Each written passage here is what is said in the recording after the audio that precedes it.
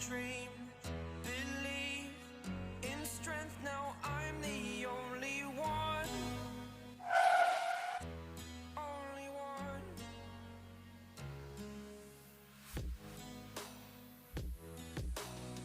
So hello guys, Marvel Studios ने अभी तक 23 मूवीज़ रिलीज़ की हैं, जिनमें से लगभग सभी बेस्ट मूवीज़ हैं। पर उनमें से सबसे ज़्यादा बेस्ट मूवीज़ कौन सी हैं, ये डिसाइड करना अलग अलग फ़ैन का अलग अलग ओपिनियन होता है। तो आज के हम इस वीडियो में यही डिसाइड करने वाले हैं कि MCU की सबसे बेस्ट मूवीज़ कौन सी हैं। शुरू करने से पहले मैं बता दूं आपको कि ये लिस्ट बेस्ड होगी IMDb rating, rotten tomatoes score और मूवी के प्रॉफिट पर कि उस मूवी ने वर्ल्ड वाइड कलेक्शन कितना किया है। तो चलिए बिना किसी टाइम का वेस्ट करे इस वीडियो को स्टार्ट करते हैं।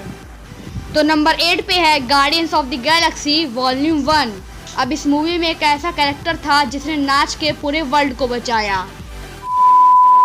गार्डियंस ऑफ द गैलेक्सी के मेन कैरेक्टर्स थे ड्रैक्स, गमोरा, रॉकेट रैकून, ग्रूट और ये जो कि ज़ैंडार प्लैनेट के लिए किसी गैंगस्टर से कम नहीं थे।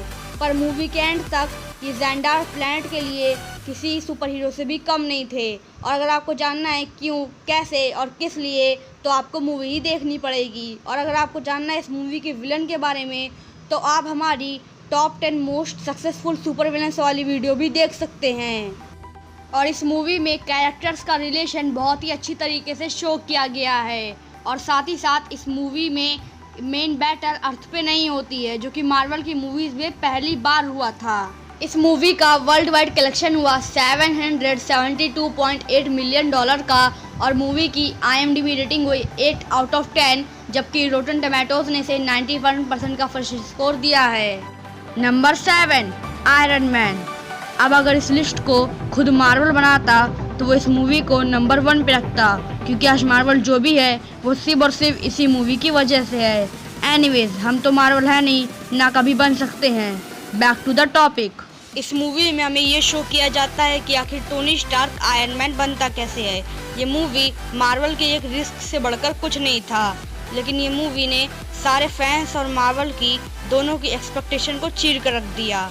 मूवी में टोनी स्टार्क को एक जीनियस, प्लेबॉय, फिलैंथ्रोपिस्ट और बिलियनर से एक जिम्मेदार सुपर हीरो यानी आयरन मैन बनते हुए दिखाया जाता है। इस मूवी का वर्ल्ड वाइड कलेक्शन हुआ $585.3 मिलियन का और मूवी की IMDb रेटिंग हुई 7.9 आउट ऑफ 10, जबकि रोटन टमाटोज ने इसे 94% का फ्रेश स्कोर दिया है। और ये सारी चीज़ें मिलकर इस मूवी को एक कमाल की ब्लॉकबस्टर मूवी बनाती है। तो नंबर 6 पर है स्पाइडरमैन फार फ्रॉम होम और थॉर रैग्नारॉक। जी हाँ, एक ही नंबर पर दो मूवीज़, क्योंकि ये दोनों मूवीज़ इक्वली बेस्ट हैं। तो चलिए सबसे पहले बात करते हैं स्पाइडरमैन फार फ्रॉम होम की। तो इस मूवी में पीटर पार्कर अपने स्कूल फ्रेंड्स के साथ यूरोप ट्रिप के लिए जाता है, पर वहाँ पर भी उसे अपनी स्पाइडरमैन वाली लाइफ फिर से कंटिन्यू करनी पड़ती है। और इस मूवी में हमें स्पाइडरमैन के एक नहीं, दो नहीं, बल्कि 3 सूट्स देखने को मिलते हैं, जो कि स्पाइडी फैंस के लिए बहुत ही ज़्यादा अच्छी बात थी।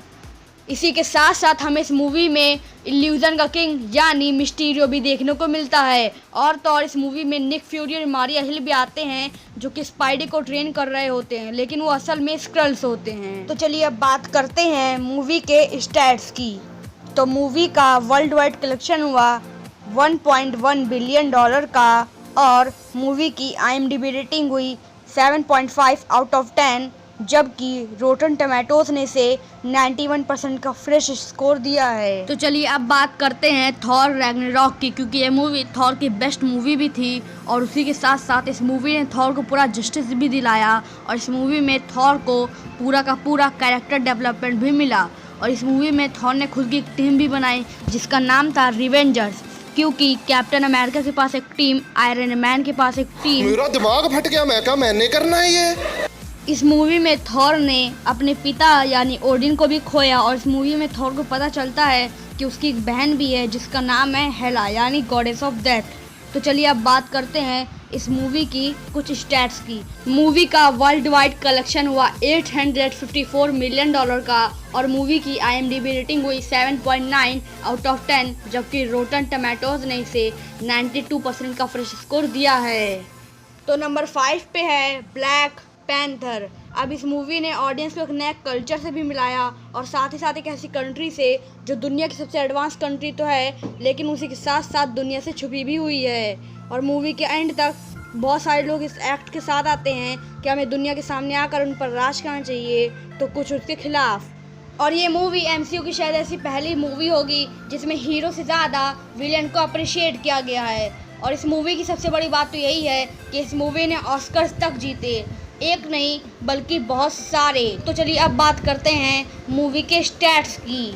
मूवी का वर्ल्ड वाइड कलेक्शन हुआ $1.3 बिलियन का और मूवी की IMDb रेटिंग हुई 7.3 आउट ऑफ 10, जबकि रोटन टोमेटोज ने इसे 97% का फ्रेश स्कोर दिया है। तो नंबर 4 पर है कैप्टन अमेरिका सिविल वॉर। अब इस मूवी में सबसे पहली बार हमें ब्लैक पैंथर यानी किंग ऑफ वकांडा और हमारा फ्रेंडली स्पाइडरमैन देखने को मिलता है। मूवी के देखने वक्त हमें रियलाइज़ होता ही नहीं है कि मूवी असल में कैप्टन अमेरिका की ही है। न्यूयॉर्क बैटल और सुकोविया के हादसे के बाद सुकोविया अकॉर्ड्स बनाई जाती है, जिसके तहत सुपर हीरोज़ गवर्नमेंट के अंदर काम करेंगे और इन सब के लिए कुछ लोग तैयार होते हैं तो कुछ लोग नहीं, और इन सब के पीछे मास्टरमाइंड होता है ज़ीमो। तो चलिए अब बात करते हैं मूवी के स्टैट्स की।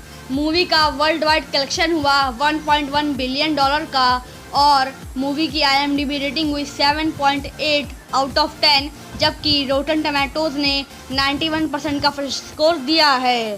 टॉप 3 में नंबर 3 पे है द अवेंजर्स। अब इस मूवी ने फैंस को ऐसे ऐसे सीन्स दिए जो फैंस चाह कर भी कभी भूल नहीं सकते हैं, चाहे वो बात हो न्यूक्लियर बॉम्ब से न्यूयॉर्क को सेव करने की, या फिर बात हो शील्ड वर्सेस हैमर की, या फिर बात हो स्टीव और टोनी की कंट्रोवर्शियल टॉकिंग की, या फिर बात हो हल्के और सुपरमैन पंच की। और न जाने ऐसे कितने हज़ारों सीन्स जो हम चाह कर भी कभी भूल नहीं सकते हैं। मूवी में मेन रोल में थे Hawkeye, Black Widow, Hulk, Captain America AKA Steve Rogers, Tony Stark AKA Iron Man और थॉर। इस मूवी में माइंड स्टोन की मदद से लोकी को थैनोस ने कंट्रोल कर लिया था और अर्थ पर भेजा था ताकि वो स्पेस स्टोन ले आए।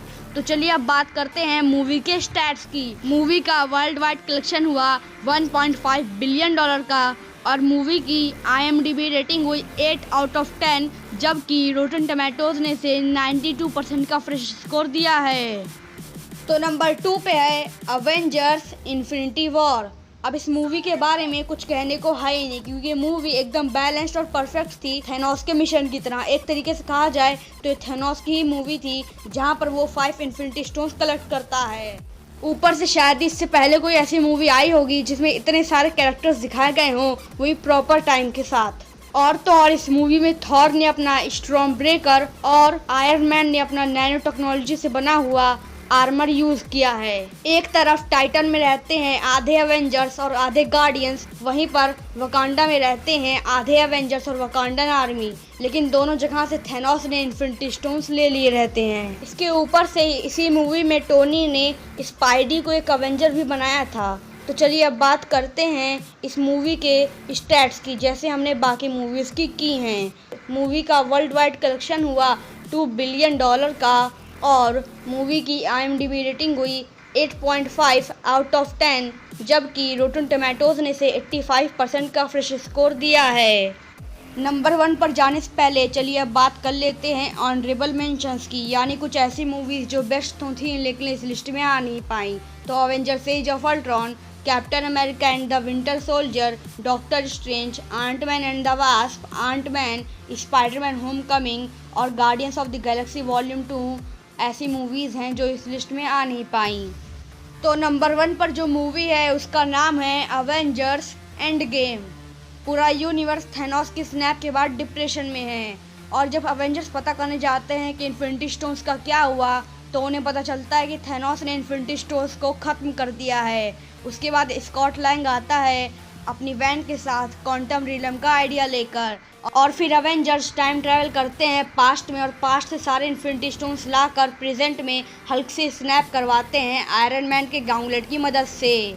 लेकिन तभी पास्ट के थैनोस को पता चल जाता है कि अवेंजर्स मेरे काम को बिगाड़ने की कोशिश कर रहे हैं, और तभी आ जाता है वो रियल टाइमलाइन में। उसके बाद होती है यूनिवर्स की सबसे बड़ी बैटल, यानी अवेंजर्स एक तरफ और थैनोस एक तरफ। तो ये था मेरी तरफ से एक शॉर्ट एक्सप्लेनेशन मूवी का। तो चलिए अब बात करते हैं मूवी के स्टैट्स की। मूवी का वर्ल्ड वाइड कलेक्शन हुआ $2.7 बिलियन का, और मूवी की IMDb रेटिंग हुई 8.4 आउट ऑफ 10, जबकि रोटन टोमेटोज ने इसे 85% का फ्रेश स्कोर दिया है। तो अगर आपको ये वीडियो पसंद आई हो तो इस वीडियो को लाइक एंड शेयर करना मत भूलिएगा, और ऐसे ही और वीडियोस के लिए इस चैनल को सब्सक्राइब भी कर दीजिएगा। तब तक के लिए थैंक्स फॉर वॉचिंग।